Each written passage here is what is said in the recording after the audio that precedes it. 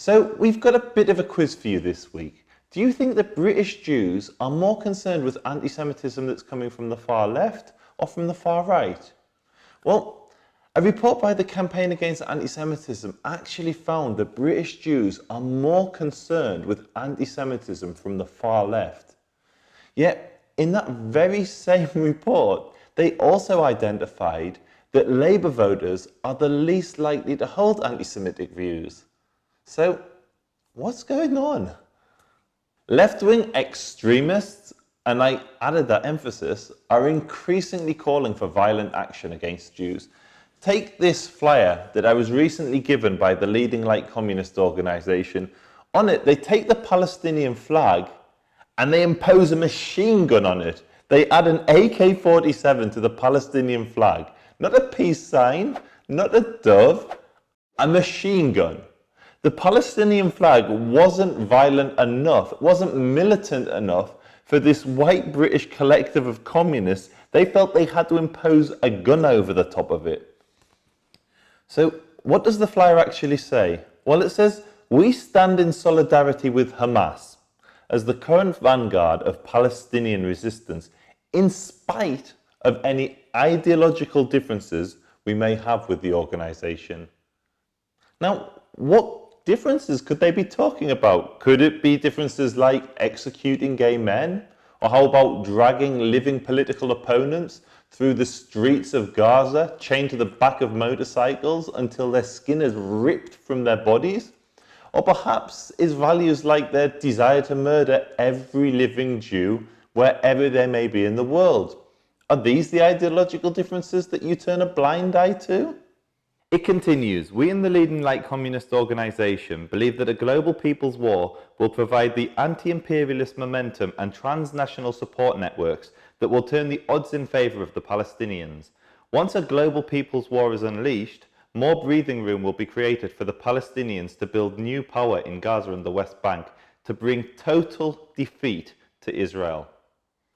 Wow, in case you missed that, these lunatics, these total lunatics, are handing out flyers that are inciting war. And it's not any old war that they're inciting. They're actually calling for the total annihilation of the world's only Jewish state. Now, I'd like you to do a little exercise with me. Let's imagine for a minute that you didn't get this flyer from a communist, but you actually received this flyer from a group of, let's say, white supremacists or Islamists. What do you think would happen? I'll tell you what would happen. If you received a flyer like this from white supremacists or Islamists, they'd be charged under the Anti-Terror Act and locked up in jail, and rightly so. Yet, somehow the state seems to tolerate it when it's coming from far left radicals that are actually inciting extreme violence. So before you go all crazy and accuse me of being anti-left, I'm really not. I was actually raised in a left-wing household. My upbringing was so left-wing that we'd get Marx for breakfast and sprinkle a little bit of Trotsky on our cornflakes. This video isn't about bashing the left. It's about shining a spotlight on a growing threat. The far right and the far left feed off each other. As one rises in prominence, the other responds by reacting and increasing its activities. They get into this kind of arms race where they escalate in violence. And this has happened throughout history, whether it was the communists and the Nazis in 30s Germany, or more recently in the UK, the English Defence League giving fresh wind to unite against fascism. Unfortunately, history has proven that as these groups increase their violence, they have the real potential to mutate into something far more horrible. Whether it's coming from the left or right, they have the potential to mutate into terrorist groups. Red Action are a great example of this. They were a collective of British anti-fascists whose members became so extreme that they actually ended up bombing Harrods with the IRA. The bomb at Harrods, the prosecuting barrister told the court, was part of an indiscriminate IRA terror campaign. The bomb was placed in a litter bin outside the main entrance. The jury was told the men's mistake was their failure to realise they were being filmed. They show Hayes on the right wearing a dark suit and Taylor on the left in a white trench coat placing the bomb. Both men are English with no apparent Irish connections. A dangerous concoction of far-left violence and anti-Semitism is bubbling away in Europe today. Now, for most people, anti-Semitism on the left is unimaginable. The left is supposed to be the spearhead that pierces through racial prejudice, but there's actually a surprising amount of horrific anti-Semitism on the left, and it's been there from the start. While Judaism has its patriarchs, Abraham, Isaac, and Jacob, the left also have their patriarchs, Marx, Engels, Bakunin, Proudhon. And what these forefathers of progressive thought have said about Jews will really shock you. What is the worldly religion of the Jew? Huckstering. What is his worldly god? Money. That wasn't from Mein Kampf, that wasn't Hitler, that was actually Karl Marx. Now, the next quote is from a guy called Mikhail Bakunin, and he goes on to say, this whole Jewish world, comprising a single exploiting sect, a kind of blood-sucking people, a kind of organic, destructive, collective parasite. And it doesn't stop there. Marx's best friend, Engels, went on to say, Polish Jews as well, although this meanest of all races, neither by its jargon, nor by its descent, but at most only through its lust for profit.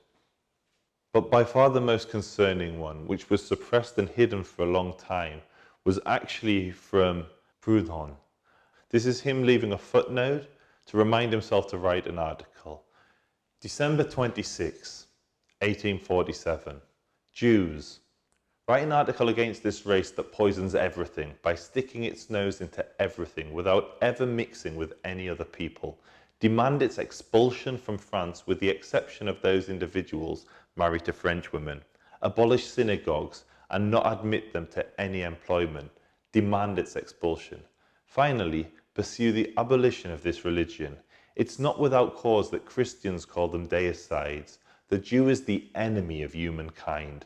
They must be sent back to Asia or exterminated. Now, this was 100 years before the Holocaust, and it wasn't coming from the far right. Obviously, these quotes are 100 years old, and it would be absurd to say that they're shared by most on the left today, because they're not. But we raise them to demonstrate a point that anyone who thinks that the left is immune to anti-Semitism is delusional. Fast forward to the 1970s, when a German anti-imperialist collective called the Revolutionary Cells began launching a series of attacks against Jewish targets in Europe. They provided logistical support for the Munich massacre, which saw the Israeli Olympic team kidnapped and murdered. Early this morning, armed Palestinian guerrillas raided the sleeping quarters of the Israeli team.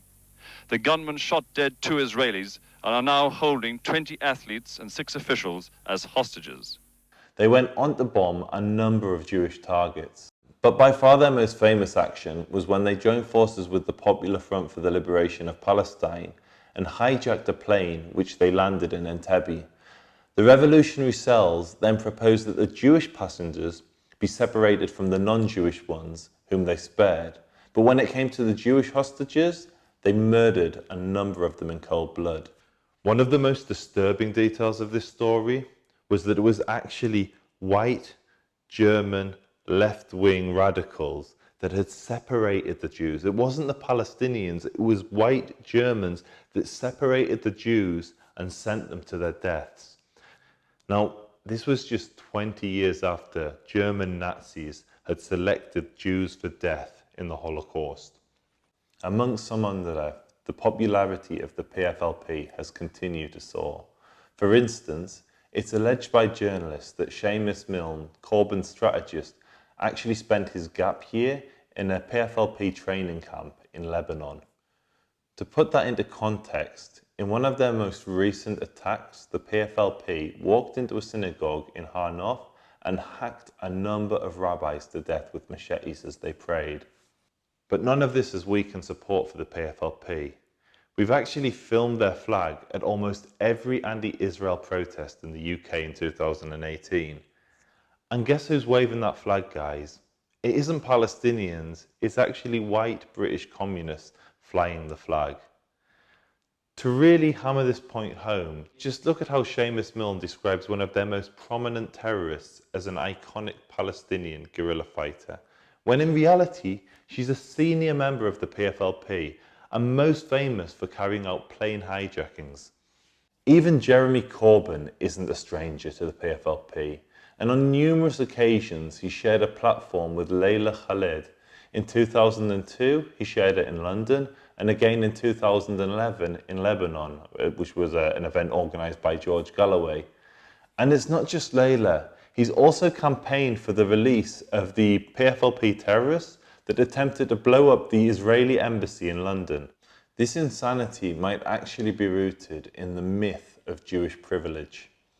Since the beginning of these movements, many on the left have seen Jews as a rich merchant class oppressing the proletariat. Today, one of the most common manifestations of this on the left is conspiracies about a Zionist-controlled media or a Rothschild-controlled world. Take these posts from Labour councillors, Labour Party councillors, not just average members or nobodies, these are elected officials. Mohammed Shabir, a Labour councillor in Bradford, said that the BBC was run by a Hasbara media cartel. John Clark shared a neo-Nazi meme saying that the Rothschild family had used money lending in Israel to take over the world. Andrew Slag, a councillor in Chesterfield, was suspended after sharing an anti-Semitic meme of a blood-smeared, hook-nosed Israeli soldier. The meme said, "Israel was created by the Rothschilds."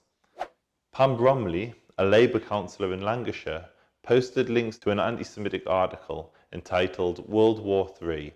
Trump begins paying his homage to the Rothschilds, commenting that we must remember that the Rothschilds are a powerful financial family, like the Medicis, and represent capitalism and big business. If you really want to understand Jewish privilege, look to the Holocaust, where 6 million of us were slaughtered, or look to medieval Christendom, where we were expelled from many nations and burnt at the stake. Is this the kind of Jewish privilege you're talking about? So how do we tie all of this together? As the right and the left clash, with both sides becoming increasingly violent, the ultimate losers could be Europe's Jews. If Corbyn isn't elected as the next Prime Minister of Britain, which is becoming more and more likely, British Jews could be the natural scapegoat. His support base already accuses us of a smear campaign and of manipulating British politics against him. This dangerous fusion of violent far-left collectives who openly support terrorist groups, Palestinian terror groups like the PFLP, could truly end in tragedy. So what can you do? Well, today in the UK, the defunct wing of the PFLP, the General Command, is banned. They were prescribed in 2014, but they've pretty much been inactive since the 1980s. In true British style, we banned the defunct wing and allowed the ones that are slaughtering Jews around the world to continue as normal. If they're not banned soon, their close links to far-left groups in the UK could have deadly consequences for British Jews.